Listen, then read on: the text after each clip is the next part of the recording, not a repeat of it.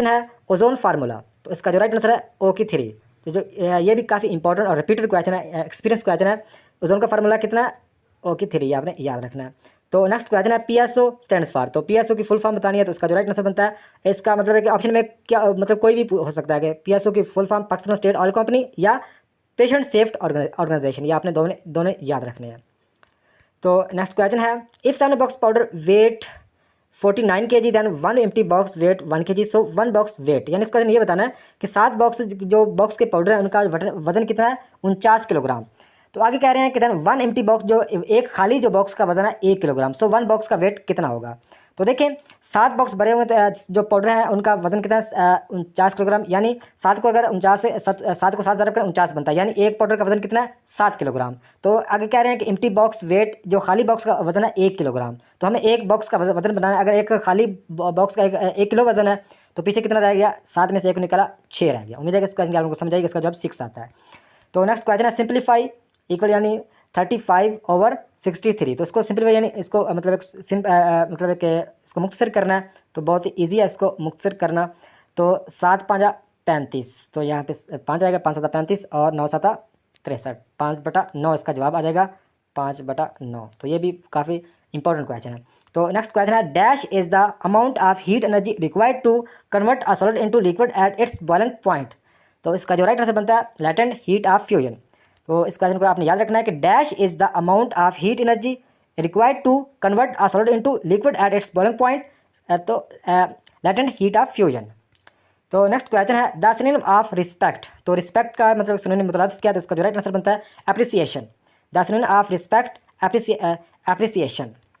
तो next question है, तो ये क्वेश्चन भी काफ़ी इंपॉर्टेंट, बल्कि काफ़ी दफ़ा ये टेस्टों में ये क्वेश्चन आ चुका है कि 1397 ज़रा 1397, इसका कितना जवाब है? इसका जवाब मुझे कमेंट में बताइएगा ताकि आपको एग्जैक्ट पता हो।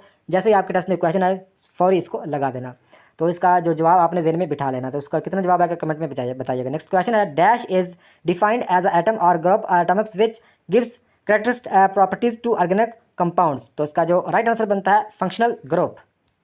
डैश यानी functional group is defined as an atom और group of atoms which gives characteristic properties to organic compounds, तो ये आपने याद रखना है। तो नेक्स्ट क्वेश्चन है a set of numbers arranged at rows and columns from rectangular is called, इसका जो राइट आंसर बनता है matrix. A set of numbers arranged in rows and columns from a rectangular is called, तो इसका जो right answer बनता है matrix. तो नेक्स्ट क्वेश्चन है an angle which is equal to 90 degree is called, तो इसका जो right angle, an angle which is equal to 90 degree is called right angle. तो नेक्स्ट क्वेश्चन है a plus B equal B plus A, तो इसका right answer equal, यानी दो आप आपस में दोनों ये क्या है? इक्वल है। a plus B blank B plus A, ये दोनों आपस में इक्वल, इसका जवाब इक्वल है। तो नेक्स्ट क्वेश्चन है T butyl and isobutyl the form of both are chain, तो इसका जो राइट आंसर बनता है isomeric. T butyl and isobutyl the form of both are chain isomeric.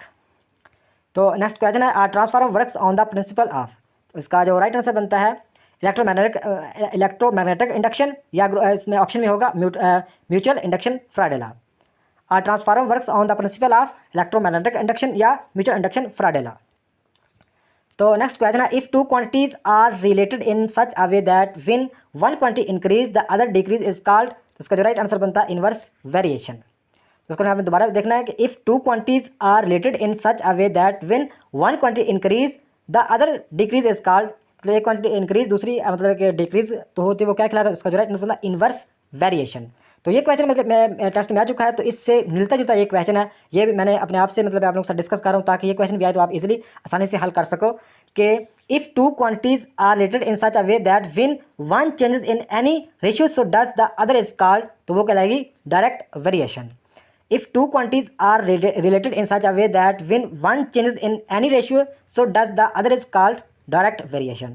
तो इसको आपने ज़हन में रखना, इन्वर्स वेरिएशन और डायरेक्ट वेरिएशन में क्या फ़र्क है, इसको आपने याद रखना है। तो नेक्स्ट क्वेश्चन है 1 डिग्री सेल्सियस इक्वल किसके है, तो इसका जो राइट आंसर बनता है 33.8 डिग्रीज फ़ारेनहाइट। तो ये जो कैंडिडेट्स ने मतलब है कि काफ़ी ये भी इंपॉर्टेंट और एक्सपीरियंस रिपीटेड क्वेश्चन है, तो इसका जो जवाब मैंने गूगल से तलाश किया था, वैसे कैंडिडेट्स ने जिन कैंडिडेट्स ने सेंड किया था क्वेश्चन, तो उसने इसका जवाब मतलब कि नहीं बताया था। तो इसका जवाब मतलब आपने दोनों याद रखने का, 1 डिग्री जो सेल्सियस इक्वल किसका है 33.8 डिग्रीज फ़ारेनहाइट, और दूसरा इसका 35.6 फ़ारेनहाइट। तो ये मतलब कि दोनों मतलब गूगल से मुझे मतलब कि इसमें इसे एक नहीं निकाल सका। तो आपने ये दोनों याद रखना कि 1 डिग्री सेल्सियस किसके इक्वल है, या 33.8 डिग्री फ़ारेनहाइट या 35.6 डिग्री, दोनों आपने ज़हन में रखने हैं। तो नेक्स्ट क्वेश्चन है मोलर मास ऑफ वाटर। तो वाटर का मोलर मास कितना है, 18 जी ओवर मोल। ये आपने याद रखना है, मोलर मास ऑफ वाटर 18 यानी 18 जी ओवर मोल। तो मोलर मास ऑफ हाइड्रोजन, तो हाइड्रोजन का मोलर मास कितना है, 1.0078 F4U, ये आपने याद